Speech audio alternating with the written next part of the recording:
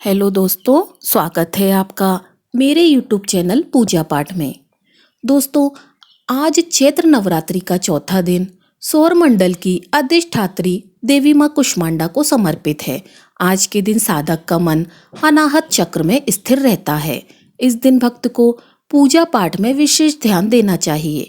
पवित्र और चंचल मन से माँ कुष्मांडा देवी के स्वरूप को ध्यान में रखकर माता कुष्मांडा की महिमा कथा का श्रवण करने से रोग शोक नष्ट हो जाता है।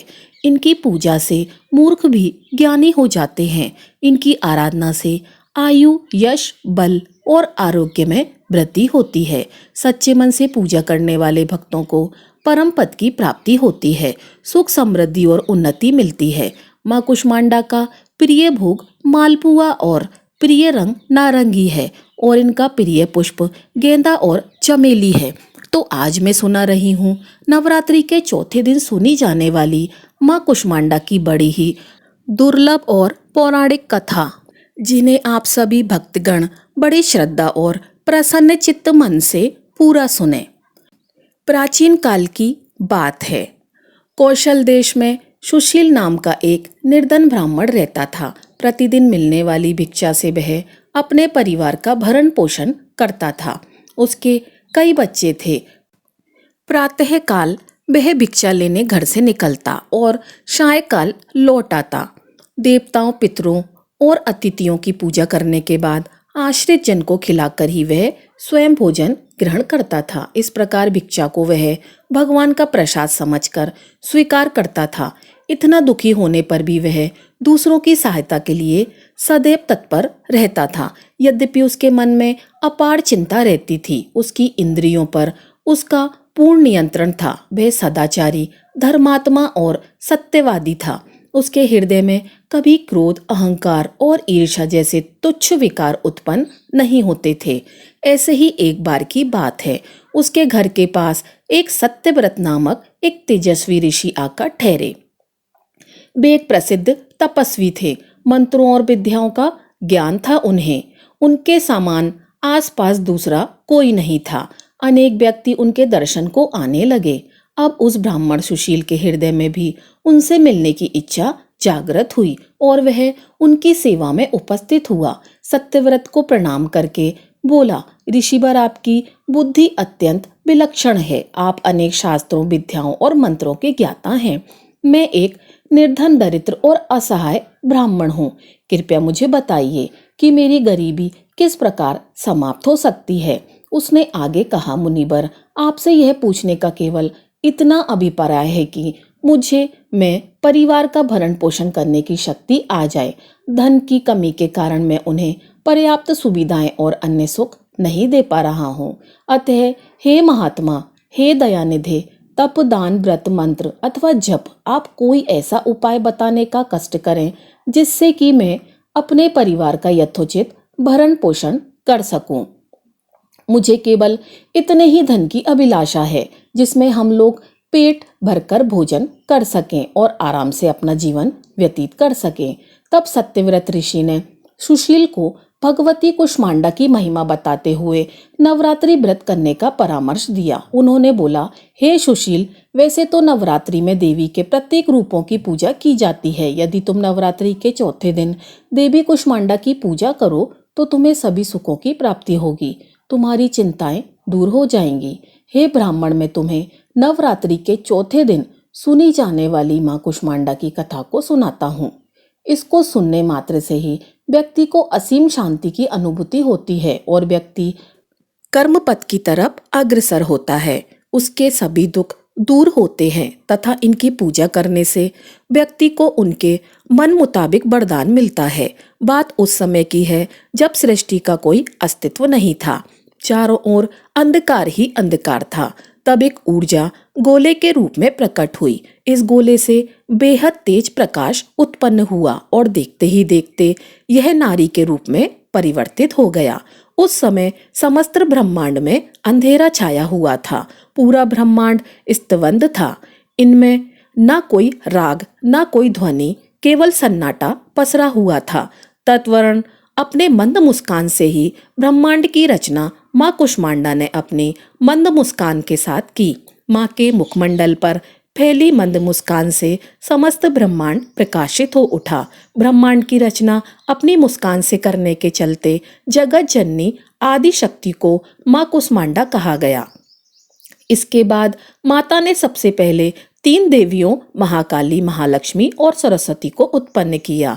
महाकाली के शरीर से एक नर और नारी उत्पन्न हुए। नर के 5 सिर और 10 हाथ हुए, उनका नाम शिव रखा गया। और नारी का 1 सिर और 4 हाथ थे, उनका नाम सरस्वती रखा गया। लक्ष्मी के शरीर से एक नर और नारी का जन्म हुआ। नर के 4 हाथ और 4 सिर थे, उनका नाम ब्रह्मा रखा गया और नारी का नाम लक्ष्मी रखा गया। फिर महासरस्वती के शरीर से एक नर और एक नारी का जन्म हुआ।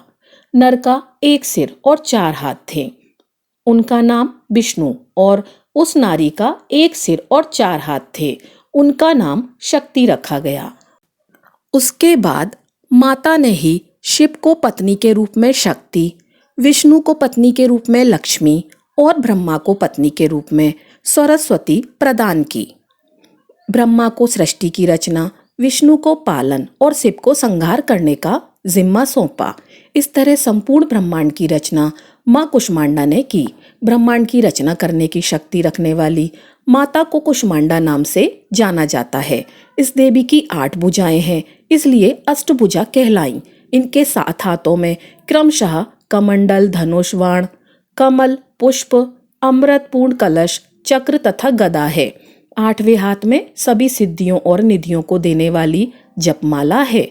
इस देवी का वाहन सिंह है और इन्हें कुमड़े की बलि प्रिय है। इस देवी का वास सूर्यलोक के भीतर लोक में है। सूर्यलोक में रहने की शक्ति क्षमता केवल इन्हीं में है, इसलिए इनके शरीर की कांति और प्रभा सूर्य के भांति ही मान्य है। इनके ही तेज से 10 दिशाएं अलौकिक हैं। ब्रह्मांड की सभी वस्तुएं और प्राणियों में इन्हीं का तेज व्याप्त है। चंचल और पवित्र मन से नवरात्रि के चौथे दिन इन देवी की पूजा आराधना करनी चाहिए। इससे भक्तों के रोग और शोकों का नाश होता है तथा उसे आयु, बल, आरोग्य प्राप्त होता है। यह देवी थोड़े से ही सेवा से भक्तों से प्रसन्न होकर उन्हें आशीर्वाद देती हैं। सच्चे मन से पूजा करने वालों को सुगमता से परम पद की प्राप्ति होती है। अतः विधि विधान से पूजा करने पर भक्त को कम समय में ही कृपा का सूक्ष्म भाव अनुभव होने लगता है। ये देवी आदि व्याधियों से मुक्त करती है और उसे सुख, समृद्धि और उन्नति प्रदान करती है। अतः इस देवी की उपासना में भक्तों को सदैव तत्पर रहना चाहिए। नवरात्रि के चौथे दिन अनाहत चक्र में इनका ध्यान करने से साधक को भौतिक और आध्यात्मिक प्रचुर प्राप्त होती है। भक्ति और समर्पण के साथ इनके मंत्र का जाप करने से साधक की चेतना उच्च ब्रह्मांडी सत्य के प्रति ग्रहणशील हो जाती है। इनके मंत्र का जाप करने से उनके भक्तों को इच्छा संतुष्टि, मोहभंग और निराशा के अंतहीन चक्र से मुक्ति मिलती है। अतः हे ब्राह्मण, इनकी पूजा करने से भक्तों को कोई रोग नहीं सताता। इनकी कृपा और भक्ति से हर तरह के सुख प्राप्त होते हैं। अतः तुम भी नवरात्रि का व्रत करो और चौथे दिन माता कुष्मांडा की पूजा अर्चना करके अपने जीवन को सुखी बना सकते हो। सत्यव्रत ऋषि के मुख से इतना सुनने के बाद सुशील ने सत्यव्रत को अपना गुरु बनाकर उनसे माया बीज नामक माता कुष्मांडा के मंत्र की दीक्षा ली। तत्पश्चात नवरात्रि व्रत रखकर उस मंत्र का नियमित जाप आरंभ कर दिया। उसने देवी दुर्गा की श्रद्धा और भक्ति पूर्वक आराधना की और इस प्रकार उसके निश्चल और प्रेम भाव से की गई आराधना से देवी माँ प्रसन्न हो गईं। सुशील की भक्ति से प्रसन्न होकर देवी माँ ने उसे नवरात्रि के अंतिम दिन साक्षात उसके समक्ष प्रकट हो गईं और सुशील को उसका अविष्टवा प्रदान करते हुए उसे संसार का समस्त वैभव, ऐश्वर्य और मोक्ष प्रदान किया। इस प्रकार भगवती दुर्गा माता कुष्मांडा ने प्रसन्न होकर अपने भक्त सुशील के सभी कष्टों को दूर कर दिया और उसे अतुल धन संपदा, मान सम्मान और समृद्धि प्रदान करी। तो बोलिए अम्बे मात की जय। जय जय माता दी। तो तो प्रिय भक्तों, देश भर में माँ कुष्मांडा के कई मंदिर हैं, लेकिन कानपुर में स्थित माँ कुष्मांडा देवी मंदिर काफी प्रसिद्ध है। यहाँ स्थित माँ कुष्मांडा देवी पिंडी के रूप में दो मुख के साथ विराजमान है, जिनका आदि और अंत आज तक किसी को नहीं मिला। इसी के चलते यह लेटी हुई प्रतीत होती हैं। इनकी पिंडी से साल भर जल रिसता रहता है, जो कहाँ से आता है किसी को मालूम ही नहीं है। लेकिन इस जल की उपयोगिता यह है कि मान्यता है कि अगर माता कुष्मांडा की मृत्यु से रिसे हुए जल को आंखों में लगाया जाए तो बड़े से बड़ा नेत्र रोग विकार भी ठीक हो जाता है। बताया जाता है कि प्राचीन काल में मांडा नामक एक राक्षस हुआ था, जिसके अत्याचार से समस्त ब्रह्मांड के लोग परेशान थे। मांडा नाम के राक्षस से छुटकारा पाने के लिए जिन्होंने माँ दुर्गा के कुश की मूर्ति बनाकर उनकी पूजा की, इसके बाद माँ दुर्गा ने उसी कुश की मूर्ति से अवतार लेकर मांडा राक्षस का वध किया, जिस कारण उनका नाम कुष्मांडा पड़ा। वहीं इस मंदिर से जुड़ी एक लोक कथा के अनुसार यहाँ पर पहले घनघोर जंगल था। उस समय में एक कुंडा नामक का ग्वाला गाय चराने आता था। उसकी गाय चढ़ते चढ़ते एक ही स्थान में रोज दूध देती थी, यानी कि थन से उनके दूध टपकने लगते थे। जब वह चरवाहा शाम को दूध निकालने जाता तो कुछ नहीं निकलता था। इससे वह ग्वाला काफी परेशान हुआ कि आखिर ऐसा कैसे हो सकता है, कौन गाय का दूध निकाल लेता है। ऐसे में एक दिन की बात है, वह खुद गाय को चराने गया। जब उसने उसका पीछा किया तो देखा कि एक स्थान में गाय का दूध अपने आप थन से लगातार गिर रहा है, तो वह काफी आश्चर्यचकित हुआ। ऐसे में उस जगह की ग्वाले ने सफाई की तो पिंडी के रूप में उसे मूर्ति मिली, जिसे काफी नीचे तक खोदने के बाद भी उसका अंत नहीं मिला, तो उसने उसी स्थान पर चबूतरा बना दिया। इसके बाद से इस मूर्ति को कुशा देवी के नाम से कहने लगे। कहा जाता है कि एक दिन किसी के सपने में माँ ने आकर कहा कि मैं कुष्मांडा हूँ, तभी से इनकी पूजा माँ कुष्मांडा के नाम से की जाती है। तो प्रिय भक्तों, यह थी माता कुष्मांडा की पौराणिक तथा लोक कथाएं। हे माता कुष्मांडा, जिस प्रकार आपने अपने भक्तों के दुख और दरिद्र को दूर किया, उसी प्रकार इस कहानी को कहते सुनते हुंकारा भरते और इस व्रत को करते सभी भक्तों को सुख समृद्धि देना और उन्हें उनके रोगों से मुक्ति प्रदान करना। तो बोलिए कुष्मांडा माता की जय।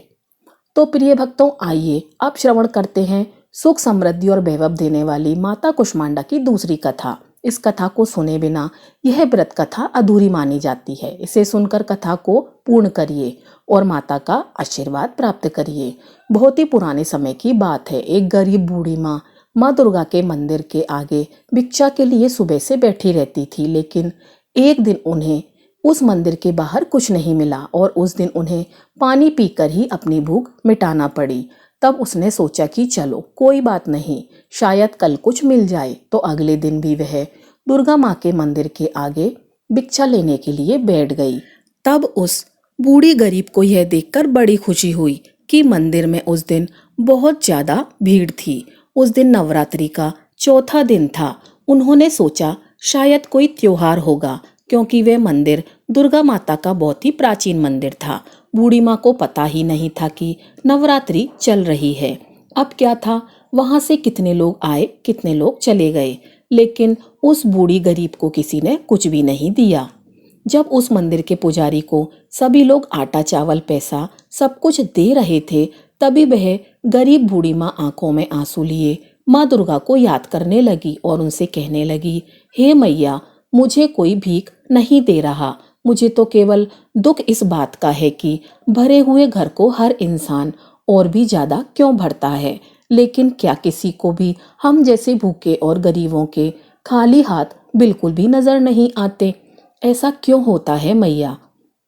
अगर ऐसा ही चलता रहा तो हम जैसे गरीब लोगों का क्या होगा? दुर्गा मैया से मन में इतना कहने के बाद उस बूढ़ी माँ ने सोचा कि शायद आज भी मुझे भूखा ही सोना पड़ेगा।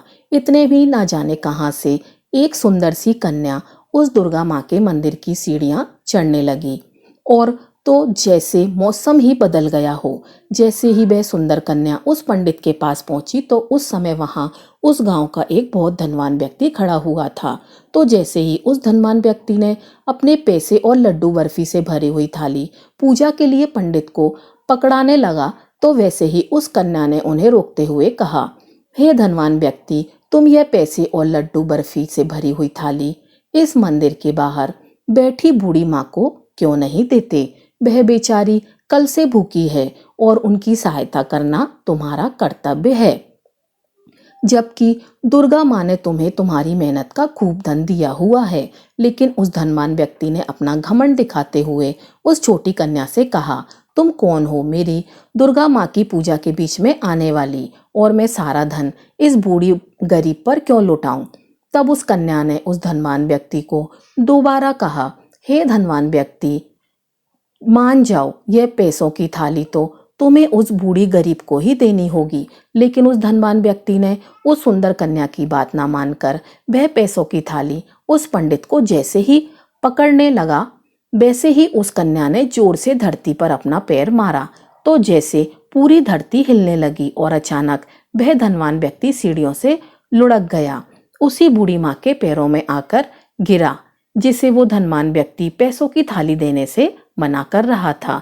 तभी वह धनवान आदमी खड़ा होकर यह सोचने लगा कि यह कैसा चमत्कार था, मैं ऊपर से नीचे कैसे गिरा। और जब उसने ऊपर की तरफ देखा तो मंदिर के पास भी कोई नहीं था और वो कन्या भी वहां नहीं थी।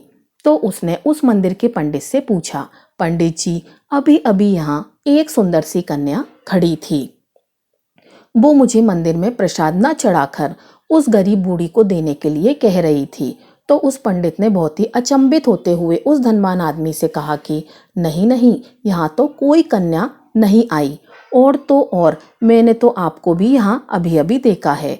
इतना सुनते ही उस धनवान व्यक्ति की आंखों में दुख भरे आंसू आ जाते हैं और वह सब समझ जाता है कि वह कन्या कोई और नहीं बल्कि मेरी दुर्गा माँ थी, मगर मैं उन्हें क्यों नहीं पहचान पाया और उसका कहा भी मैंने क्यों नहीं माना। तभी वह धनवान व्यक्ति दुर्गा माँ की मूर्ति के आगे रोता हुआ हाथ जोड़कर यह कह रहा था, मुझे माफ कर दो मैया, मैं आपका इशारा समझ नहीं पाया, लेकिन अब मैं आपके दर्शन से धन्य हो गया। यह सब धन दौलत तो आपकी वजह से ही है और अब से इस धन दौलत को गरीबों की सहायता के लिए खर्च करूंगा। तभी उसी समय वह धनवान आदमी उस बूढ़ी माँ के पास जाता है और उसे कुछ पैसे और कुछ खाने के लिए देता है। तो बूढ़ी गरीब उसे खूब आशीर्वाद देती है और कहती है, तुम हमेशा धनवान रहो और माता रानी तुम्हारे और तुम्हारे परिवार की हमेशा रक्षा करें। ऐसे आशीर्वाद से उस धनवान आदमी को बहुत खुशी मिली और तभी से उस धनवान आदमी को कोई भी गरीब मिलता था तो वह उनकी मदद जरूर करता था।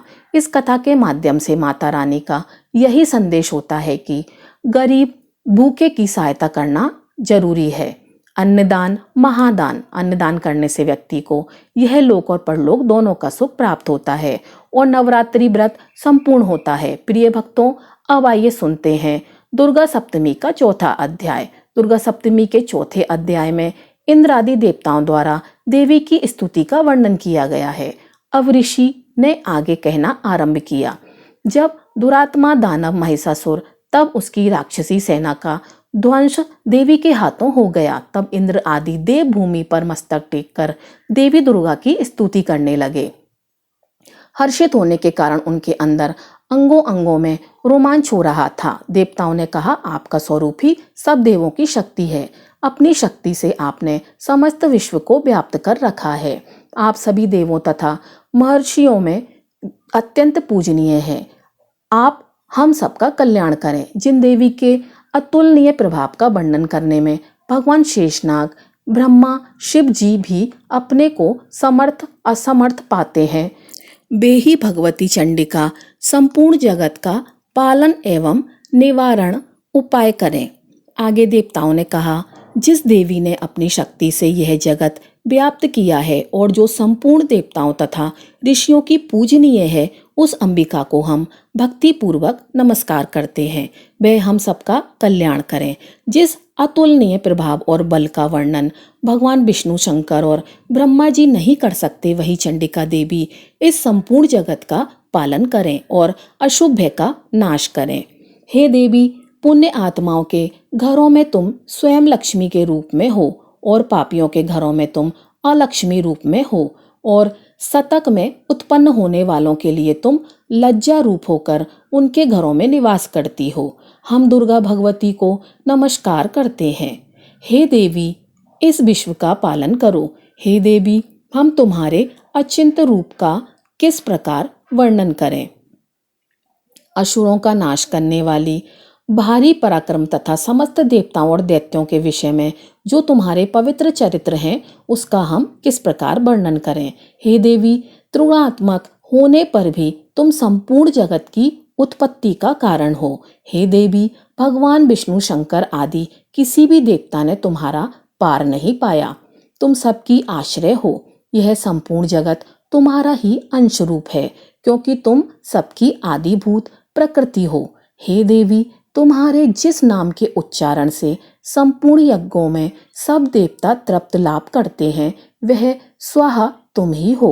इसके अतिरिक्त तुम पितरों की तृप्ति का कारण हो, इसलिए सब आपको स्वधा कहते हैं। हे देवी, वह विद्या जो मोक्ष देने वाली है, जो अंचित महाज्ञान स्वरूपा है, तत्वों के सार को वश में करने वाले, संपूर्ण दोषों को दूर करने वाले, मोक्ष की इच्छा रखने वाले मुनिजन जिसका अभ्यास करते हैं, वह तुम ही हो।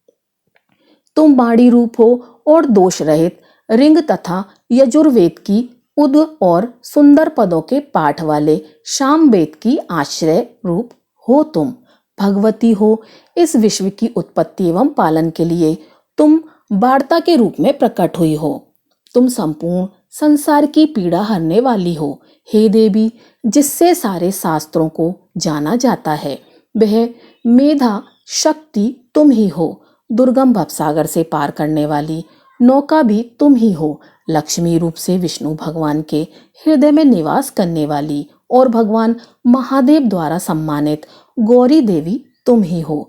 मंद मुस्कान वाले निर्मल पूर्ण चंद्र, बंद पूर्ण चंद्र, बंब के समान और उत्तम स्वर्ण की मनोहर कांति से कामनी तुम्हारे मुख को देखकर भी महिषासुर क्रोध में भर गया। वह बड़े आश्चर्य की बात है। और हे देवी, तुम्हारा यही मुख जब क्रोध से भर गया तो उदय काल के चंद्रमा की भांति लाल हो गया और तनी हुई भौं के कारण विकराल रूप हो गया। उसे देखकर भी महिषासुर के शीघ्र प्राण नहीं निकल गए। वह बड़े आश्चर्य की बात है। आपके कुपित मुख के दर्शन करके भला कौन जीवित रह सकता है। हे देवी, तुम हमारे कल्याण के लिए प्रसन्न हो जाओ। आपके प्रसन्न होने से इस जगत का अव्यदय होता है और जब आप कुद्र हो जाती हो तो कितने ही कुलों का सर्वनाश हो जाता है। यह हमने अभी अभी जाना है कि जब तुमने महिषासुर की बड़ी सेना को देखते देखते मार दिया है, अभुदय प्रताप देने वाले तुम जिस पर प्रसन्न हो जाती हो, वही देश में सम्मानित होते हैं। उनके धन यश की वृद्धि होती है, उनका धर्म कभी शिथिल नहीं होता है और उनके यहाँ अधिक पुत्र पुत्रियां और नौकर होते हैं। हे देवी, तुम्हारी कृपा से ही धर्मात्मा पुरुष प्रतिदिन श्रद्धा पूर्वक यज्ञ करता है, धर्मानुसार से स्वर्ग लोक में जाता है, क्योंकि तुम तीनों लोकों में मनवांछित फल देने वाली हो। हे मां दुर्गे, तुम स्मरण करने पर संपूर्ण जीवों के भय नष्ट कर देती हो और स्थिर चित्त लोगों के द्वारा चिंतन करने पर उन्हें और अत्यंत मंगल देती हो। हे दारिद्र्य दुख नाशिनी देवी, तुम्हारे सिवाय दूसरा कौन है। तुम्हारा चित्त सदा दूसरों के उपकार में लगा रहता है। हे देवी, तुम शत्रुओं को इसलिए मारती हो कि उनके मारने से दूसरों को सुख मिलता है, वह चाहे नरक में जाने के लिए चिरकाल तक पाप करते रहे हों, किंतु तुम्हारे साथ युद्ध करके सीधे स्वर्गलोक को जाएं, इसलिए तुम उनका वध करती हो। हे देवी, क्या तुम दृष्टिपात मात्र से स्वयं असुरों को भस्म नहीं कर सकती, अवश्य ही कर सकती हो, किंतु तुम्हारा शत्रुओं को ससुर के द्वारा मारना इसलिए है कि शास्त्रों के द्वारा मारकर वे स्वर्ग को जावें। इस तरह से हे देवी, उन शत्रुओं के प्रति भी तुम्हारा विचार उत्तम है। हे देवी, तुम्हारे उग्र खड़क की चमक से और त्रिशूल की नोक की कांति की किरणों से असुरों की आंखें फूट नहीं गईं। इसका कारण यह था कि वे किरणों से शोभ्यमान तुम्हारे चंद्रमा के समान आनंद प्रदान करने वाले सुंदर मुख को देख रहे थे। हे देवी, तुम्हारा शील बुरे वृत्तांत को दूर करने वाला है और सबसे अधिक तुम्हारा रूप है, जो ना तो कभी चिंतन में आ सकता है और ना जिसकी दूसरों से कभी तुलना हो सकती है। तुम्हारा बल व पराक्रम शत्रुओं का नाश करने वाला है। इस तरह तुमने शत्रुओं पर भी दया प्रकट की है। हे देवी, तुम्हारे बल की किसके साथ बराबरी की जा सकती है, तथा शत्रुओं को भय देने वाला इतना सुंदर रूप भी किसका है। हृदय में कृपा और युद्ध में निष्ठुर होता, यह दोनों बातें तीनों लोकों में केवल तुम ही में देखने में आई हैं। हे माता, युद्ध भूमि में शत्रुओं को मारकर तुमने उन्हें स्वर्ग लोक में पहुंचाया है। इस तरह तीनों लोकों की तुमने रक्षा की है तथा उन मत असुरों से जो हमें भय था उसको भी तुमने दूर किया है। तुमको हमारा नमस्कार है। हे देवी, तुम शूल तथा खड़ंग से हमारी रक्षा करो तथा घंटे की ध्वनि और धनुष की टंक से भी हमारी रक्षा करो।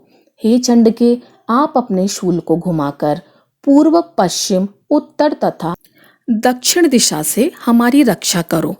तीनों लोकों में जो तुम्हारे सौम्य रूप हैं तथा घोर रूप हैं, उनसे हमारी रक्षा करो तथा इस पृथ्वी की रक्षा करो। हे अंबिके, आपके कर पलम में जो खड़ंग, शूल और गदा आदि शस्त्र, जो शोभ्य आदि शस्त्र शोभा पा रहे हैं, उनसे हमारी रक्षा करो।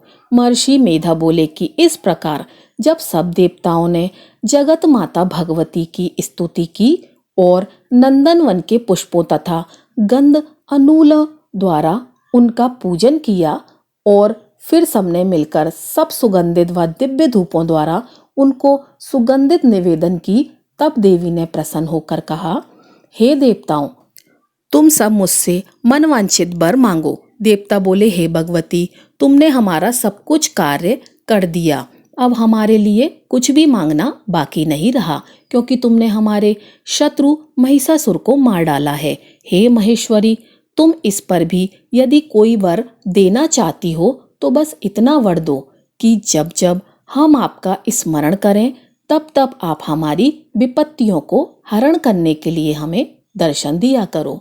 हे अंबिके, जो कोई भी तुम्हारी स्तुति करे तुम उसको वित्त, समृद्धि और वैभव देने के साथ ही उनके धन और स्त्री आदि संपत्ति बढ़ाओ और सदा हम पर प्रसन्न रहो।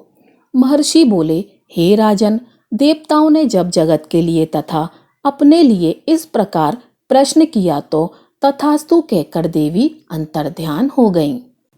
हे भूप, जिस प्रकार तीनों लोकों का हित चाहने वाली है भगवती देवताओं के शरीर से उत्पन्न हुई थी, वह सारा वृतांत मैंने तुमसे कह दिया और इसके पश्चात दुष्ट असुरों तथा शुंभ निशुंभ का वध करने और सब लोगों की रक्षा करने के लिए जिस प्रकार गौरी देवी के शरीर से उत्पन्न हुई थी, वह सारा वृतांत मैं यथावत वर्णन करता हूँ।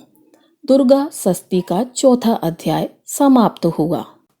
तो दोस्तों, यह थी हमारी आज की कथा। अगर आपको कथा अच्छी लगी हो तो वीडियो को लाइक कीजिएगा, चैनल को सब्सक्राइब कीजिएगा। आपका दिन शुभ हो।